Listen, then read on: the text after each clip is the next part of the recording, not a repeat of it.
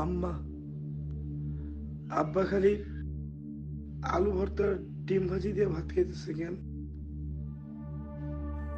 আম্মা, আজকে আমার ম্যারেজ ডে।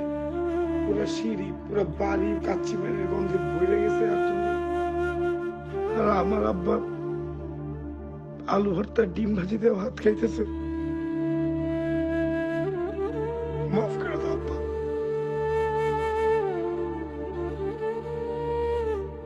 মাফ করে দাও আব্বা।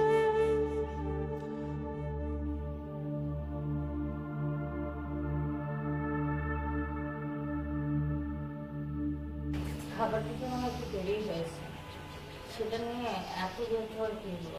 চুপ, একদম চুপ করো তুমি। প্লিজ নিধি যাও তুমি, প্লিজ নিধি যাও তুমি, যাও। আমি আসছি আমার আব্বা আম্মার সাথে একটু মন খুলে কথা বলতে। আমি আমার আব্বা আম্মার সাথে এতদিন মন খুলে কথা বলতে পারিনি। মন খুলে কথা বলতে চাই।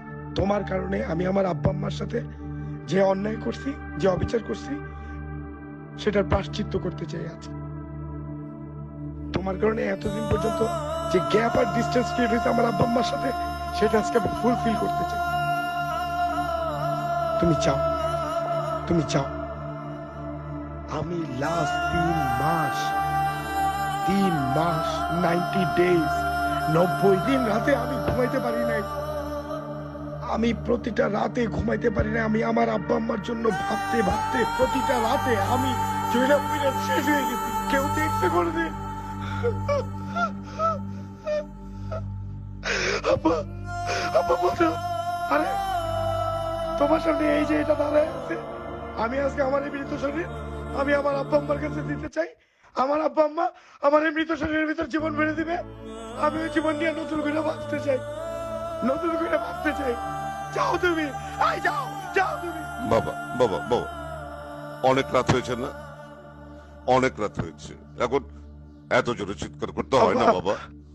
আব্বা, আমি কালকে ওরে ওদের পাশে নামাই দিয়ে আসবো। আমি ওর সাথে থাকবো না আব্বা। আমি তোমার আর আম্মার সাথে থাকতে চাই। আমি শ্বাস নিতে পারতেছি না, আমার কষ্ট হইতেছে। আমি তোমাদের সাথে থাকতে পারবো না। আয় তুমি যাও। আমি আব্বা আমি বুঝি নাই তোমার এত কষ্ট হচ্ছে। আমি বুঝিনি তুমি ভিতরে এত যন্ত্রণা পাচ্ছ। বাবা, মাফ করে দেন আমাকে। মা